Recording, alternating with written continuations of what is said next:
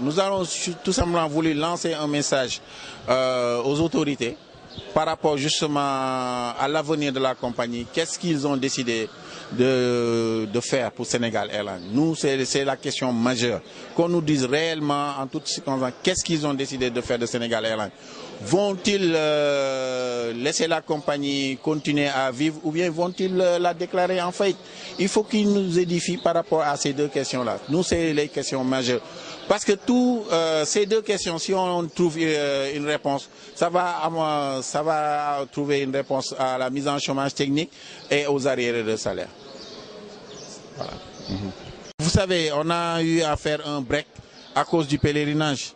Nous allons dû surseoir à nos revendications et autres parce que bon, comme le pèlerinage à la Mecque était une affaire nationale, on a voulu observer vraiment un break le temps que ce processus se fasse.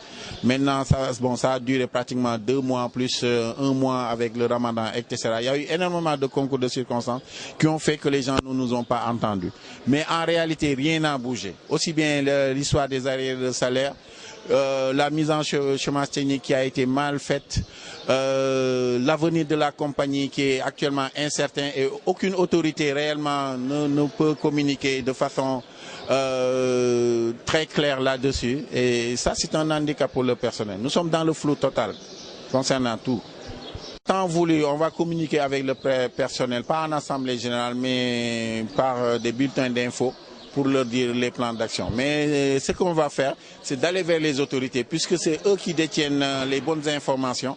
On va aller vers eux, et si nous avons vraiment des informations majeures pour le personnel, nous allons reconvoquer le personnel en assemblée générale pour leur dire ce qu'il y a lieu de faire.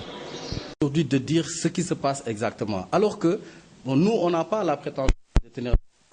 Mais je crois que si on se met à table avec les dirigeants, on pourra trouver la solution idoine pour le cas de Sénégal Airlines. Parce que nous pensons que le problème de Sénégal Airlines, ça a beau paraître très grave, mais ce n'est pas un problème qui est grave. Actuellement, déjà, on a eu un problème de management.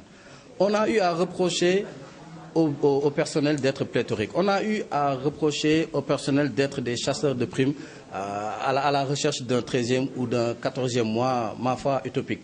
Mais nous ne sommes pas à la recherche de primes, nous ne sommes pas à la recherche de privilèges. Tout ce qu'on a voulu réclamer, ce sont nos droits. Nos droits, c'est quoi? On a eu des arriérés de salaire, on est en droit de les réclamer. Et jusqu'à présent, on nous doit 4 mois d'arriérés. On est en droit de dire que nous voulons qu'au Sénégal, qu'il y ait une compagnie aérienne normale, une compagnie aérienne aux normes standards. Mais jusqu'à présent, on est au Sénégal, avec le point le plus stratégique qu'on est. On ne peut pas avoir d'avion. On est la seule compagnie aérienne au monde qui n'a pas d'avion actuellement. Ce n'est pas normal. Quand on reproche à quelqu'un de ne pas être productif, ça veut dire qu'on a donné à cette personne tous les moyens d'être productif. Mais c'est la personne qui n'est pas capable d'être productive.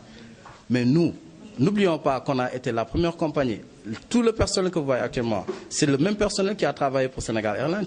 Et on a pu permettre à Air Sénégal International plutôt d'être la première compagnie africaine pendant 3 années consécutives. Donc on a le potentiel, on a l'expérience, on a la possibilité de le faire. Mais quelqu'un à qui vous ne donnez pas les moyens,